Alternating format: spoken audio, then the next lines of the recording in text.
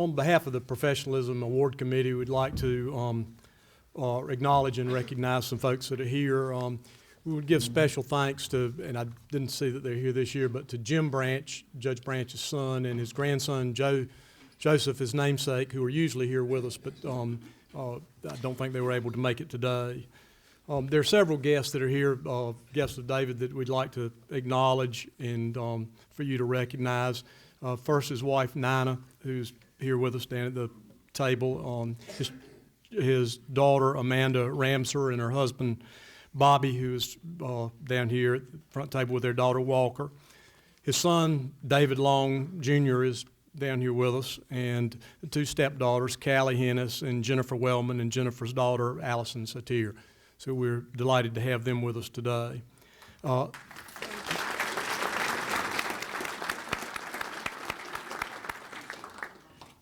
There's some other special guests that David had invited. Sandy Crisson is here with us, and Charlie Powers is law partner. Nancy Lester and Tom Lindgren, I think, are both here that doing so. We're happy that they could be with us. And we have two speakers that will present in just a minute. Cecil Harrison, his longtime law partner, and Wade Smith, his longtime friend. And David had told me that he wanted to have two speakers to have some balance, that Cecil would give you the facts and Wade would make the facts sound good regardless of what they were. So, very effectively, I could say. But we'll have them in just a minute. But I would like to recognize those members of the Professionalism Committee, the Award Committee that are here. If you're here, if you please just stand and so the folks can recognize you that are here and contribute your time each year to doing this as sort of your electoral college. Thank you all.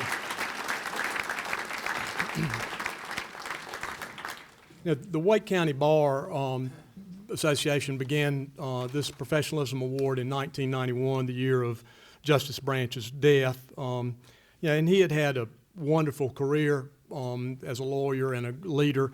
He had served in the House of Representatives in the late 40s, from 47 to 53. He was appointed to the Supreme Court in 1966 and served until 1979 as an Associate Justice, and from 1979 until 1986 as the Chief Justice. And so he's a person that, for those of us in Wake County, even though he was from Enfield, we sort of felt like he was part of our bar here. And I think it's a little bit ironic that we're making this presentation award on Election Day. In this day and age, we look for leaders in our community, in our bar, in our state, in our courts, in our government that we can look up to and admire. And in addition to serving as a legislator, Judge Branch served as a campaign manager for Governor Dan Moore in his election in 1964. And that was in an era when he ran the campaign as it should be. There weren't campaign irregularities. There weren't personal attacks. He led the campaign just like he led the courts, with integrity and dignity and humility and just a touch of humor. And he indeed was a lawyer and a leader that we've all respected and admired. And I think it's particularly fitting that we make this presentation today at Election Day. I would ask the speakers to come forward, if could get Cecil to come forward now and maybe give us a little bit of the facts. Thank you, Colin. It's really a privilege to be here today to speak on behalf of my friend of 38 years, my colleague of 38 years, David Long. Over these years, I've concluded beyond a reasonable doubt that David was destined to be a lawyer and destined to be an exceptional lawyer. In part, I say that because it's in the genes. David's paternal grandfather, Jesse C. Long, started practicing in Punxsutawney, Pennsylvania in 1905 and continued practicing and continued in the legal profession until his death in 1950. He was at one point in time the district attorney of Jefferson County. He was on the bench in Jefferson County as a judge from 1936 until his death in 1950. So 45 years of service in Punxsutawney, Pennsylvania, where David grew up. We all know Punxsutawney because of the Groundhog Day, but also because of David Long. David's father, Jesse Paul Long, was a lawyer in Punxsutawney, Pennsylvania. And he practiced, and I underscore practiced, for 69 and a half years. He practiced from 1935 to 2005. David describes him as mainly an estates and tax attorney with a small town practice. But to give you a flavor of Jesse's dedication to the legal practice, 10:30 on the evening before his death, he was working on an estate matter. He was a prodigious worker. He was a legal scholar. He had unsurpassed loyalty to his clients, traits that he certainly passed on to his son. David came to Durham in the early 60s, graduated from Duke in 1964, went to Chapel Hill, graduated from Carolina in 1967. Having seen the bright lights of the Research Triangle, he avoided the siren call of Punxsutawney, Pennsylvania, and fortunately stayed with us. David joined what was then known as Pointer Garrity, Hartsville, and Townsend, 1967. And he's been at Pointer Garrity, Hartsville, and Townsend, or the successor, Pointer Sproul, for almost his entire 45 years of practice. He took a 2-year hiatus to go work for the U.S. District Attorney's Office, where, by his own admission, he learned how to be a litigator. So if you do it by the numbers, we've got 159 years and counting of Long's practicing law. And my view is David is just warming up. We've got 100 years of lawyers who practiced in Punxsutawney. We've got 105 years from 1905, 107 years, from 1905 to the current date of a long practicing law. David was destined to be a lawyer, and it's a good thing. Maria Lynch, in an excellent, very informative article, asked David the question, what would you have done if you had not been a lawyer? David responded, he would have been a basketball coach. Well, a somewhat famous figure begged to differ with that. Going back for a moment in time, when David was in high school, his basketball coach was a rather celebrated individual, became a rather celebrated individual, Chuck Daly. Chuck Daly was the coach of the world champion Detroit Pistons in 1989 and 1990. He coached the 1992 Olympic Dream Team. He's in the Hall of Fame, a coach's coach. When little David, who we affectionately call Little D, was a teenager, David arranged with Coach Daly, with whom his family had stayed very close over the years, to take little D up to Detroit to see the Pistons play. What a treat. But that was just the beginning of it.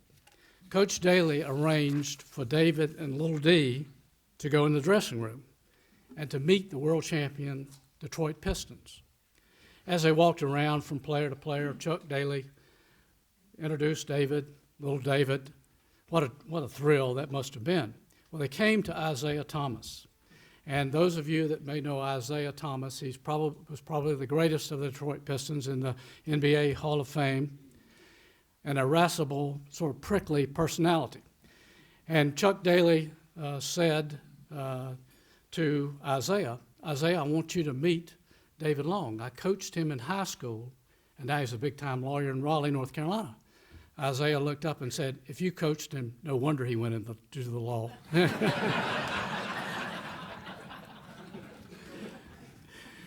A second story to show why David selected and was destined to be, selected the right profession and was destined to be a lawyer is a personal experience. As a young lawyer in the early 70s, I had the privilege, like so many others in our law firm, of being mentored by David. Very lucky, very fortunate to have that experience. David, as a mentor, was as good as it gets because he had that one defining ingredient of a mentor. He wanted to see you be better. He wanted you to see you be a better lawyer than he was, which was a high bar to get to. And in mentoring you, he shared his skills readily. He showed you how to interact with clients, how to put clients who were often in tense situations in a more relaxed state, how to prepare witnesses, how to leave no stone untouched, how to go through the meticulous preparation of getting ready to try a case. And then most of all, he showed you what it was like to be in the courtroom. And not only his skill in the courtroom, but the respect that he showed to those who were in the courtroom, no matter what their station in life might be, no matter what their role might be in that courtroom. David showed everyone respect. His adversaries, adverse witnesses, all court personnel. David was a model of professionalism. It was a lesson not to be forgotten. David and I were working in the early 70s on a case and had agreed to meet at the law firm on the weekend. It was in the dead of winter. It was a bitterly cold day outside.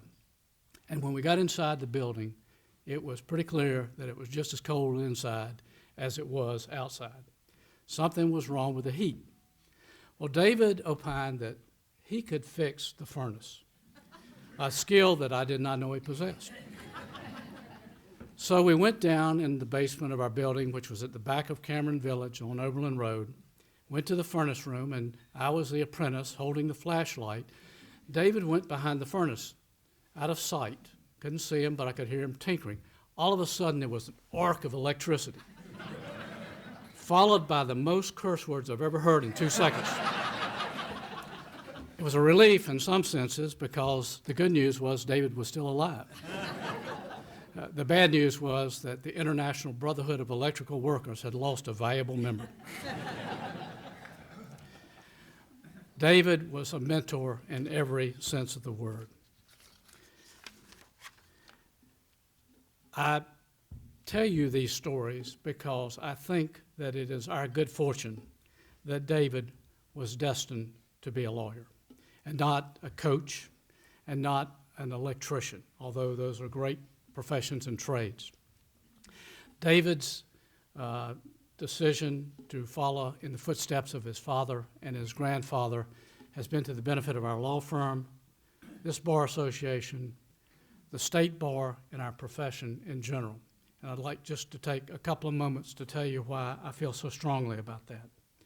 Within our firm, David is designated as our loss prevention partner. He is the firm's lawyer. He is a lawyer's lawyer in the very sense of the word and in every sense of the word.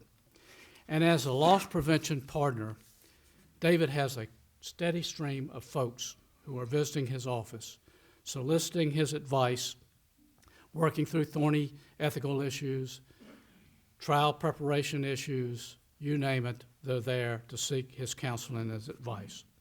And it is there that David is at his very best, because David has traits that are called for in that role.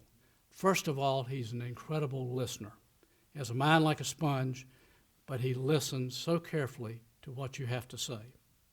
And this is a man who is busy in his practice. He has both a criminal and a civil practice. Like the next speaker is one who handles complex civil and criminal matters one day to the next. But yet, he makes time for anyone that shows up in his office. And David is a great problem solver.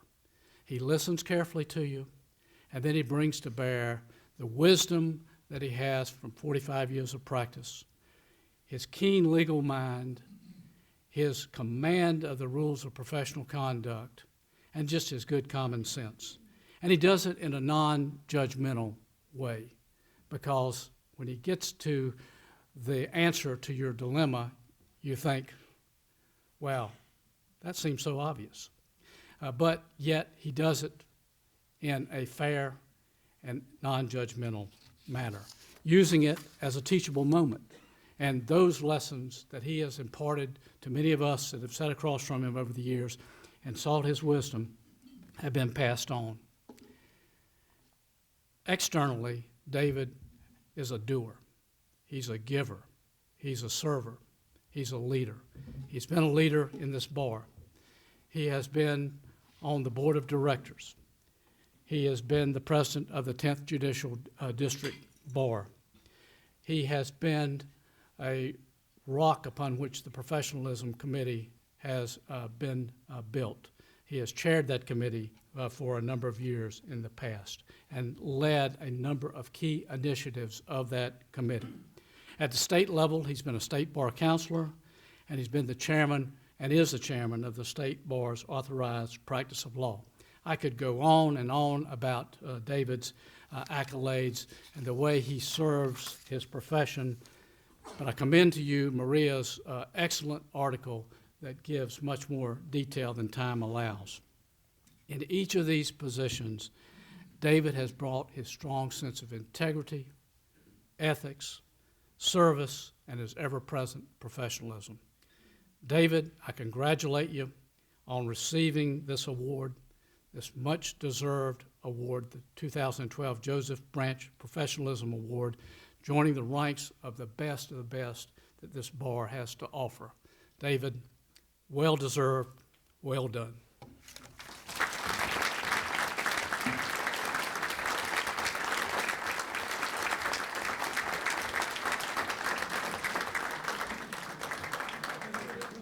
Distinguished guests and my fellow lawyers. I love this day each year because we get a chance to focus on one of us. There's so many people here who deserve this award. You could give this award once a month and we would never run out of people. But on this day, we get to take a look at the life of one of us, and these lives are so interesting. David Long, as you now know, was born in Punxsutawney, Punxsutawney, Punxsutawney, Pennsylvania. I looked this word up, David. I looked it up in the Oxford English Dictionary. It's a Lakota Sioux Indian word that means, where the heck are we?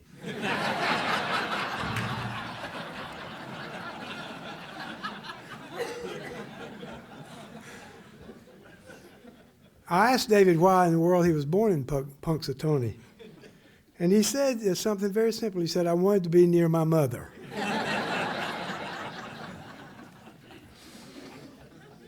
David was born on February 18, 1942. So he said to me, this means, Wade, that my mother was expecting me on December the 7th, 1941, when Pearl Harbor was bombed. And I said, David, what's the relevance of that? He said, none at all that I know of. I just thought it was an interesting fact to think about. David's mom was named Agnes Bell, but she went by the name of Betty. I said, David, why did she call herself Betty if her name was Agnes? He said she didn't like the name Agnes, so there you are. And when she was 6 years old, she named herself Betty. David's father was named Jesse Long, and both his parents were born in Punxsutawney. David attended the public schools in Punxsutawney, as did his mother and dad. His father graduated from high school when he was 15 years old. And then his father went to a small prep school called Kiski Prep in Salzburg, Pennsylvania. And there, one of his classmates was George Barkley, who was the first All-American at the University of North Carolina at Chapel Hill. He was an All-American tackle. David said one day when his dad had come down, after David had come to Duke, they went over to Chapel Hill to see George Barkley, and they walked up to the filling station that George Barkley was running at that time, and George Barkley looked at his dad and said, I don't remember your name, but you're the guy who got me through French. David had what I would call an idyllic youth in Punxsutawney. It was a town of 10,000 people, and as you know from Cecil's remarks, that's where the groundhog is observed every year on February the 2nd. And David says he's actually seen groundhogs. He says they have two large front teeth and eat vegetables. They crown a groundhog king each year, but David said he wasn't chosen. But Punxsutawney was a great place to grow up. It's a coal mining place, a railroad town, and David was a terrific athlete, a very good football player, a wonderful basketball player. And when the time came to go to college, he came down to Duke, and of course that was our good luck. I asked David about his hobbies. I wanted to be sure that I gave you a good picture of what David was like. What were your hobbies in high school? And he said, well, he took piano from the 3rd grade all the way through the 12th grade. And he did that at his mother's request. And his mother promised him. She said, if you'll take piano till you're finished in the 12th grade, you won't ever have to touch a piano again. And David said he knew a good deal when he heard it. So he finished up taking piano through the 12th grade and has tried, if possible, to not even enter a room where a piano is sitting. David was a great outdoorsman, and he was, as you could imagine, a Boy Scout, and he was an Eagle Scout in Punxsutawney and went to Valley Forge to one of the great Eagle Scout events. I've known David in many roles. I know him as a wonderful lawyer. We work on the same kinds of cases, so I see David all the time. And I've had the great honor of working with David on many, many cases going back to the 70s. And at least on one occasion, he's been my own personal lawyer. I've known him as a teammate. We had a great softball team long ago, and David was a wonderful catcher. I've known David as a neighbor. And in every one of these roles, David is the same person. He's kind to everyone, modest as he can be, honest to a fault, calm, wise and steady. He's very smart.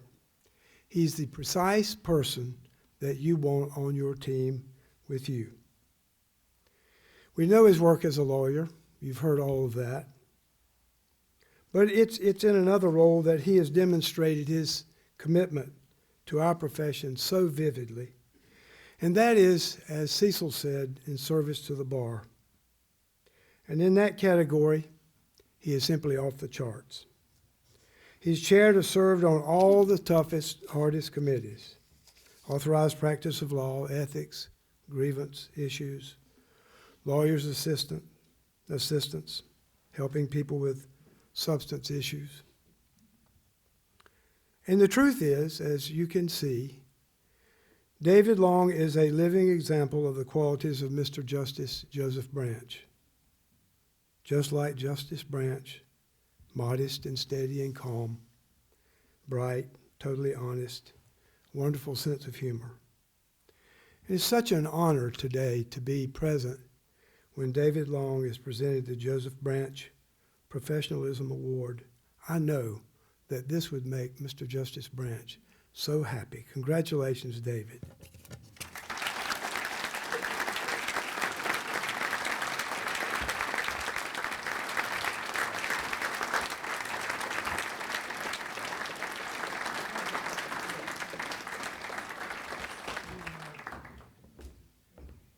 You know, it's particularly an honor for me to be able to do this, to present this award to you today. It's not quite as much fun getting beat by you as it is by Wade Smith, but it really is some fun. But I do want to say that this award presented to you, to a person in our bar who exemplifies the traits that Justice Branch did. On behalf of the Wake County Bar Association, with great pride and enormous personal pleasure, I'd like to present you with the Joseph Branch Professionalism Award.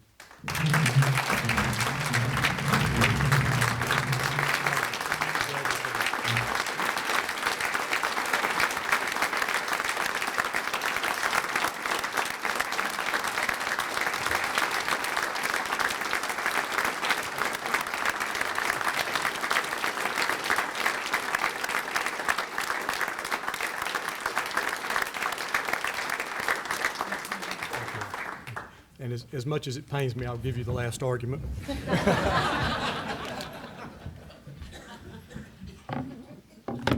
Now, isn't this appropriate that Colin Willoughby should be presenting this award to me? Colin and I haven't always been on the same side. In fact, we frequently find ourselves in some serious discussions about an individual who has fallen within the ambit of the Wake County District Attorney's Office, but always are friends. And I think it's particularly appropriate today that we get the balance that Colin talked about when he was up here about our speakers, Cecil and Wade. As I listened to these presentations, the first thing that came to my mind is who is this guy? I mean, I read Maria Lynch's article, and I don't know whether it's been published yet or not, but it'll be out this week, and I hope everyone will read it because it'll just carry on the, I guess, mischaracterizations that you have heard throughout the three people who have been up here today. I just wondered, I mean, who are they talking about? And I wondered, is this the same guy that at a Dingbats softball game long after my retirement from softball, I was thrown out by the umpire. And as far as I know, I'm the only spectator to ever get thrown out of a Raleigh City League softball game. Paul Michaels was up here trumpeting that as recently as today, but I already had it ready to tell. I wouldn't have told the story about arcing out that, but I remembered it certainly. You would have remembered it too if you'd have seen that arc. I was also, I was president of the Capital Area Soccer League many years ago, back when we built the soccer center. And while I was serving as president, I was also a coach. And back in those days, Castle wasn't terribly competitive, but I was. And my team won, 40-something straight games. But I got a yellow card. While I was actually the commissioner. I guess I would have had to appeal to myself. And I would have won. I mean,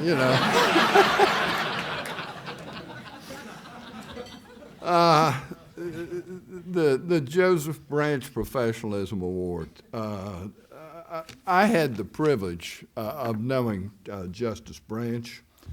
I knew him professionally. I knew him as the Chief Justice. I had the privilege of appearing before him on a number of occasions.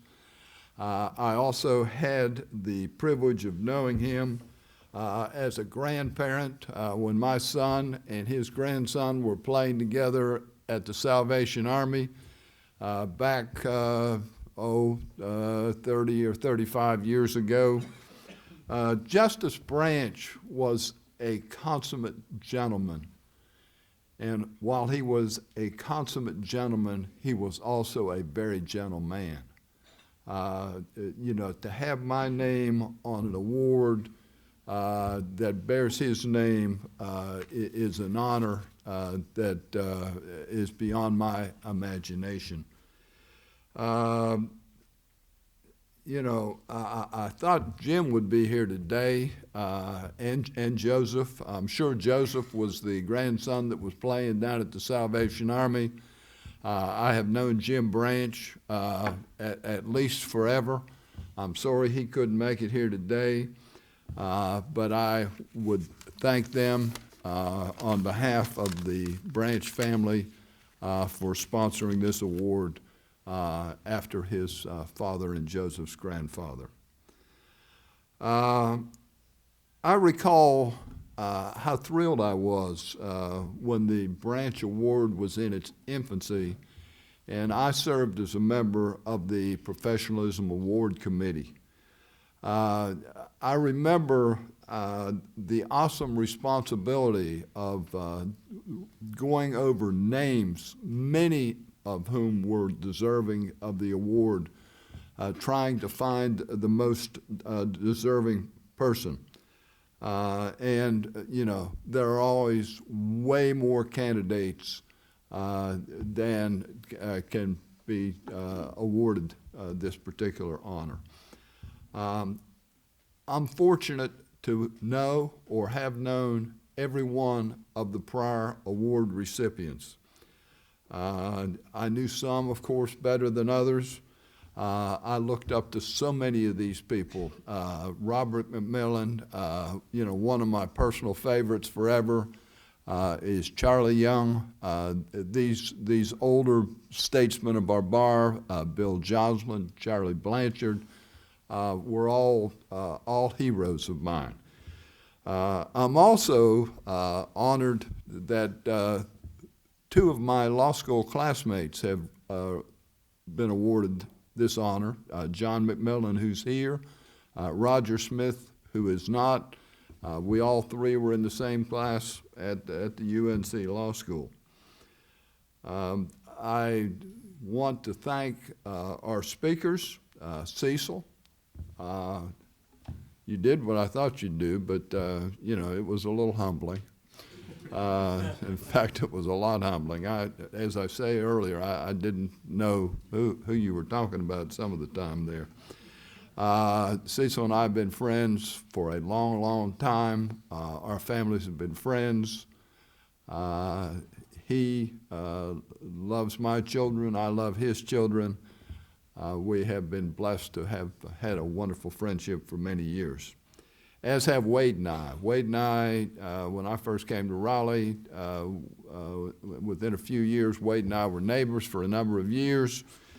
I have been fortunate to have tried many, many cases with Wade. I knew Wade when I was in the U.S. Attorney's Office. I think I was actually his neighbor when I was in the U.S. Attorney's Office. But we have done many, many things together, and he is one of my very, very best friends. Thank you, Wade, for your presentation here today. There are a few other people that I want to recognize that have been an integral part of my legal career. Maria Lynch, who's sitting here between prior award winners, Mr. McMillan and Mr. Silverstein, is as good a friend as a person could ever want. And Maria, I thank you for your friendship. I thank you for your kind article, and I thank you for being a supporter. And like I have been Wade's lawyer, Maria's been my lawyer. So, and Wade's lawyer. Well, Wade said that. Yeah, Wade said that. Wade, I was able to keep Wade out of trouble, and it wasn't easy.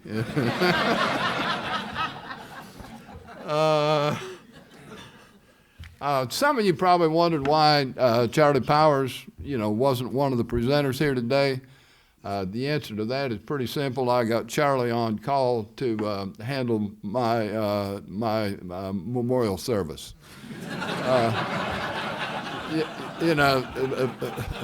Powers could hurt me, and so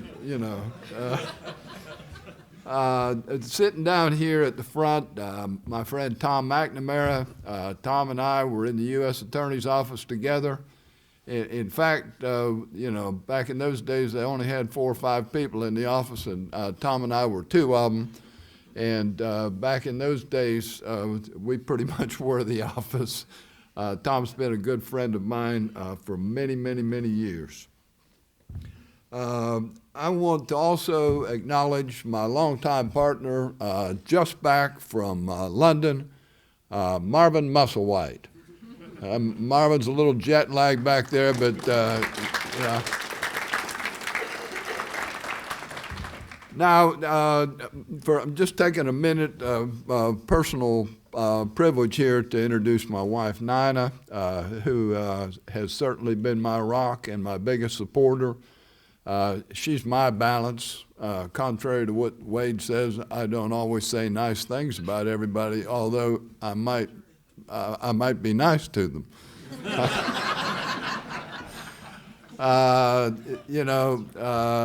Nancy Lester, who's been with our law firms in one combination or another for more than 30 years.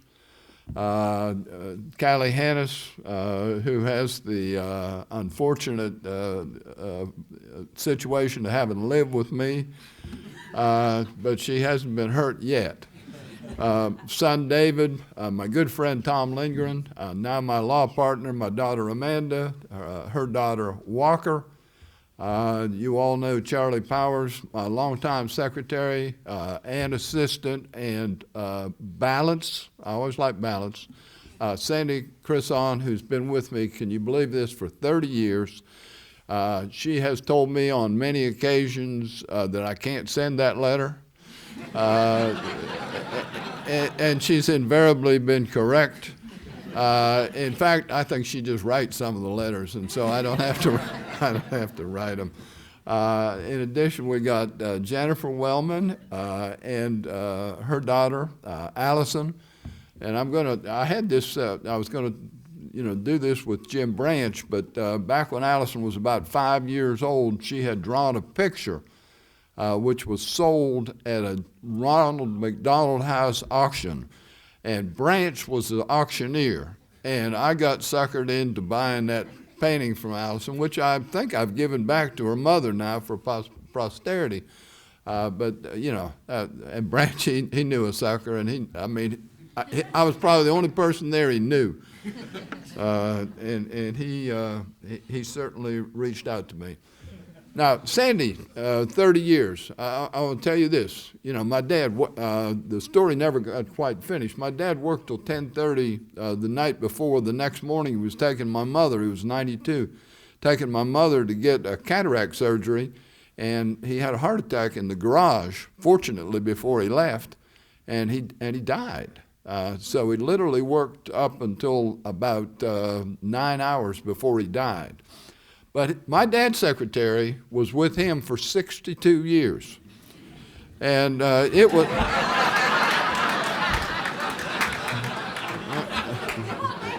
Sandy's shaking her head. Listen, she had a heart attack. She had a heart attack, and my dad gave her a few days off. Anyway, the Longs have a history of longevity. Unfortunately, I've told many people that I can screw it up. Anyway, I want to tell you, my parents were, of course, my biggest cheerleaders. My parents would have loved this award even more than I do. I'm sorry they're not here for this event. I think back to John Silverstein and John McMillan, who were able to have their parents here, and I know what an honor and a privilege that is. And I only wish that they had the opportunity to know about this award. I have loved every minute of my bar work and the people I have been involved with. The bar staffs, Wake County, State Bar, Bar Association are all wonderful people to work with. They're all my friends, and I thank every one of them. You make this all very special. Bar work and professionalism are a part of who we are in this wonderful profession that we have. I don't recall one adversary who wasn't a friend of mine at the conclusion of the matter. And I struggle today, on these civil cases where, we are in such adversarial postures with our advocate or our opponent. And I just hope that we can all strive for professionalism in everything that we do. I thank everybody. I thank the committee and everybody else, and thank you for coming here today. And God bless you.